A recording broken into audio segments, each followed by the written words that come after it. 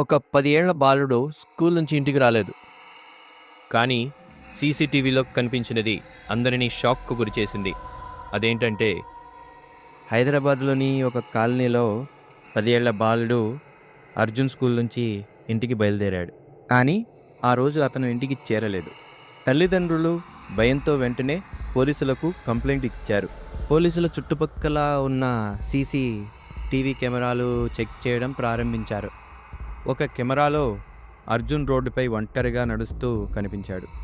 అన్నీ సాధారణంగా కనిపించాయి. కానీ ఒక్కసారిగా అర్జున్ ఆగిపోయాడు. అతను తన పక్కన ఎవరో ఉన్నట్టుగా తిరిగి చూసి నవ్వుతూ మాట్లాడటం మొదలుపెట్టాడు.